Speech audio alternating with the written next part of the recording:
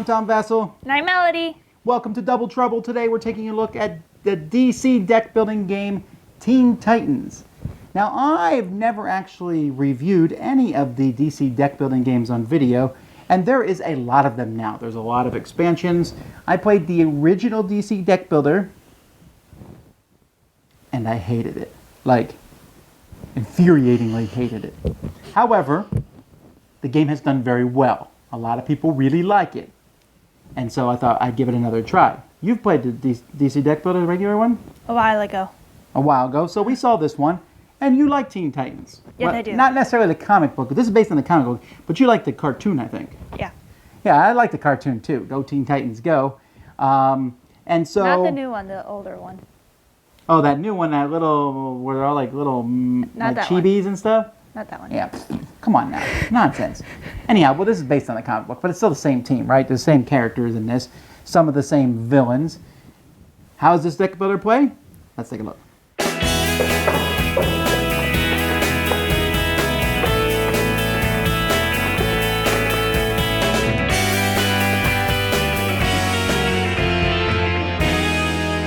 In this game, players are trying to get the most points. At the end of the game, you're going to look at the cards, and each card has a star on it, and that's how many points it is worth. Players are going to start with a deck that's made up of 7 punch cards and 3 vulnerability cards. The vulnerability cards are garbage. The punch cards give you 1 power, which is the currency of this game, but they're all worth 0 points. You're going to take this deck, and you're going to shuffle it. And on your turn, at the beginning of the game, you'll have 5 cards. You're going to look at the cards you have. So here I have 3 power. I play that, and I can buy any card from the middle row that costs 3. Or I can always buy a kick. There are some kicks set to the side. So let's say I buy this kick, and then everything I played, whether I used it or not, is discarded. I draw 5 more cards, and then maybe the next turn I have 4 power. So I buy this card from the middle row, which is a superpower. I discard. Any card I bought from the middle is filled back in, and we keep going. Now eventually I'm going to get enough power to be able to defeat a supervillain. On the side of the board there are a pile of supervillains. Slade Wilson is always the first supervillain, and Trigon is always the last. The other ones are you basically randomly draw from a supervillain deck, and you can make this bigger or shorter depending on how long the game wants to be. When someone has 8 power, they take Slade Wilson, stick him in their deck, and then at the end of their turn, this guy flips over, and every supervillain, when they flip over, has an attack. This person says each player puts an equipment card they control or in their hand into the lineup. And then when you beat him, they become a card that you can use in your deck. So at the beginning of the game, you have these punches, and then eventually you get kicks, but eventually you get other cards. Like, for example, here, when you play this one, you draw a card, and then you may destroy a card in your hand. Hey, that's a great way to get rid of this vulnerability, which is simply garbage anyway. Then I won't draw it. This one here says ongoing. An ongoing card, when you play it, it stays in front of you until you use it. Here you can use this card to avoid an attack. So maybe the villain, when he attacked, I can use this card to avoid it.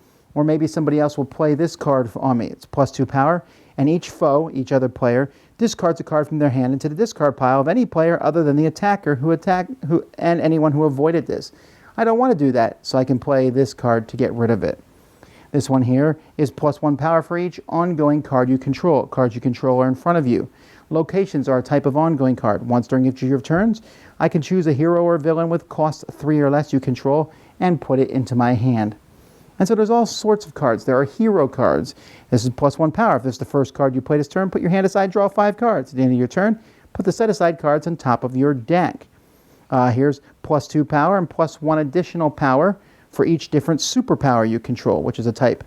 So these cards are all different things. You got equipment and superpowers and villains, but they don't really, once they're in your deck, they don't mean anything unless the card says, like for example here, +2 power and +1 power for each different hero you control. So at that point, hero cards will help you out. And there's all different cards. Usually the cost in the bottom, the higher the cost is better. So the guy, this here is +2, but it's a defensive card against an attack. But there are cards that can cost even more than that.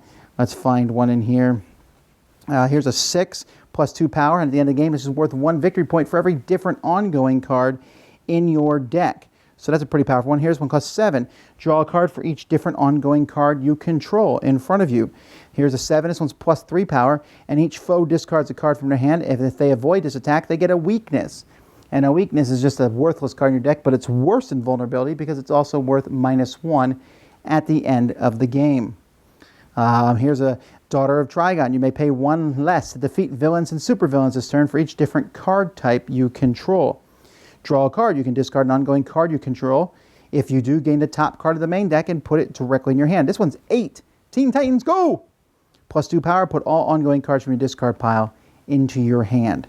So players are going to be doing this, and you're going to be eventually fighting all the different supervillains that are going to show up from the supervillain deck. So here's like the Clock King. It takes 9 to take him out. Superboy Prime takes 12, 11. Dr. Light, 12. Cheshire, 10. Eventually get to the bottom guy here, Trigon, who's 13. And this guy gives everyone a weakness every turn. He just keeps going on and on. But once he's defeated, the game ends. The game will also end if we run out of cards in the middle of the table and you can't refill them. Either way, depending on which way the game ends, every player will take their deck, all the cards they have in front of them, their hand, etc., add up the points, and whoever has the most points is the winner of the game. All right, so what do we think here about Teen Titans? Let's talk about. We played a lot of deck builders. We played Dominion, Marvel Legendary, Ascension. Okay, so where does this rank with those, and how easy it is to play? To me, it was really easy to catch on to like figure out how to do it. Sometimes adding up all the power, especially if you have like a lot of cards out, it's kind of like, okay, got to count this all out again to make sure I have the right amount. To me, the game, it had like a mixture of the feeling of like Legendary and Ascension, of how you like buy the cards in the middle, but also with like Legendary, it's like having that big bad guy that you need to beat. Yeah, there is that, right? Okay, I feel that too. This game is certainly, in my opinion, easier than even Ascension. Yeah. Ascension has 2 types of power. This one just has power. Everything is power. And it's pretty simple, except Melody mentions it, and this game has ongoing cards. There's a lot of them. Yeah. There were times where we had like 8 ongoing cards in front of you, and you're like, okay, I'm going to use this one, and then make your big move. And because of that, those big bad guys are not ever that hard to beat. No. In fact, I would say they're easier than maybe the big bad guys in Marvel deck builder. Definitely. You know, Legendary, because it knows you're like, oh, we can never beat this guy. And here you're like, I'll get him eventually. Yeah. I'm eventually going to get cards and just like, how's that feel, Slade? So there's that. Okay, so what do you think of the artwork and card quality and such? To me, it definitely had a comic book feel, since I never really read the comics, so sometimes I'll be like, wait, who is this? Oh, it's this person, but from a different show. So. Yeah, I don't know if this comic book, if it's taken directly from the comic books. The artwork is fine, with the exception of, I really thought, and I heard that this is kind of a thing for the Teen Titans, that the artwork was very sexist, especially the female artwork. It just seemed, it's odd, to say the least. And so I was like, but I mean, it is interesting. There's a lot of action poses and things like that. And if you like the different characters, they certainly reference those over the course of the game. Mm-hmm. I feel like the characters, I didn't think in DC Deck Builder the characters were balanced. Here they felt more balanced, although I felt like we used our special powers a lot less. Yeah. I mean, like, oh, if you have 2 equipment cards in front of you, well, that happens sometimes, but you have to kind of work towards that. And even then, it wasn't, I don't know, it just didn't feel like that great of a special ability. All right, so what do you think of the game overall? I thought it was really simple. Like, as always, like once you catch on, you play a lot better. But also at the same time, it started getting a little redundant because it's just like, okay, I'm beating this person again, doing the same thing the next turn. So. No, okay, I get that. I hate it. Okay, I still hate it. And let me tell you why I hate it. There's a few reasons. One is the theme, okay? I know that it's a deck building game, and the themes are kind of tenuous at best in a deck building game, but what am I doing in this game? I get some superheroes, and I got punches. I start with punches, right? Mm-hmm. So my very first turn, I punch, and what do I get? A kick. Huh? I just punched someone 3 times to get a kick. Now, you could probably say, well, you're training, and now you know how to kick. Okay, so then later on, I beat a villain. Yay! Now he's in my deck. Next time he comes out, he's helping me? Or is it the knowledge of me beating him? The fact is, the theme's not even there. You're just playing cards that do all sorts of combos. Okay, I can get over that theming problem, but I really do hate that. Other than that, though, the game kind of plays itself. Yeah, there's some cool combos. You're like, oh, look at this. But I never feel like I earned that stuff. I Yeah, just it's bought like the cards all I could buy. Luck. It's just random luck.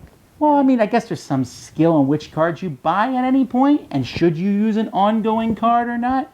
You have a few choices in this game, but for the most part, I think Ascension's pretty light. But I think Ascension has more strategy than this does. Yeah. Because usually in Ascension, I can buy like 5 of the cards out there. So I'm like, which one should I buy? Here, it's usually I can buy 1 or 2 of the cards. Also with Ascension, it's like, do I want to use this ability or not? But here's like you use everything. Yeah, I mean, you use it. Again, you got that ongoing stuff, and this is better than the original DC deck builder. But for me, this one is just kind of, it's a pleasant way to pass the time. So I guess hate's kind of a strong word. I would play it again. I can sit around and play it. It's okay, I guess. But I would never pick this over the many, many, many better deck builders. Dominion has no theme, and I'd play it over this. Yeah. And Marvel Legendary, way more fun than this one. That one I'm sitting there going, ooh, what's going to happen? And here I'm like, yeah, here's a bad guy. Boom! Took him out. It's not even hard. Even a big final bad guy, we're like, who's going to get him first? Because it's not a question of will we win or not. So it doesn't feel very superhero-ish. I know a lot of people like this, and people keep telling me the cooperative version of this is more fun. We'll have to try that out at some point.